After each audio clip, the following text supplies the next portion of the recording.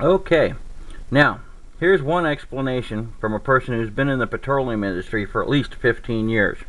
Now what I'm going to describe to you is the possibility that the bird and fish contamination, or bird and fish deaths, are due to contamination from the spill in Mexico. You see the correlation between the spill in Mexico off the point on the Gulf of Mexico here. Now if you'll notice, the area of the deaths, excuse the crudity of this map because my printer started running out of ink.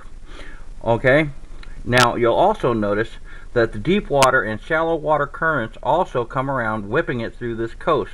If you'll check the map of these currents, there's a circular current that comes into the coast, sorry about the upside down map, right here. Now here's the Gulf of Mexico here. There's a current that comes in through here. Alright, this would also divide the current, taking it up through here and in this circle up in here. This also partial current would take it through here, out in this area, giving the contamination down in these areas here. Alright, after checking it with seismic monitors, we realize that there's no direct correlation really here where it seems like most of the contaminants are. Now remember that the petroleum is a very heavy thing, and once it becomes waterlogged will begin to sink into lower stages of the water.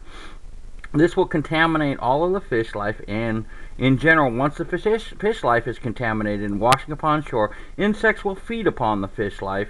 Therefore, any bird life feeding upon the insects, not necessarily on the fish therein, would become contaminated too. Now, depending upon the contamination and the rate of contamination that the birds might ingest of the insects, would definitely have some correlation with the size and the deaths and the amount of deaths of the birds themselves, being size and rate in which of consumption of the insects may be. Now, this, I believe, is a reasonable explanation of all of the bird deaths and fish deaths. It is directly in correlation with the oil spill from BP. Now, mind you, this is the first wave of contamination and deaths. This is going to continue while the oil spill works through the different levels of the ocean and works its way into the different currents and offshore currents of the ocean itself. We have just seen the beginning of the death from this spill. Okay? So, rest easy. I know I will. I don't believe this is the beginning of the wrath of God.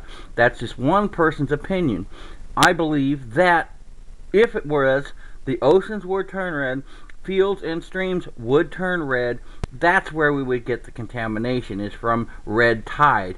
This is from an oceanic spill of oil. Don't stress.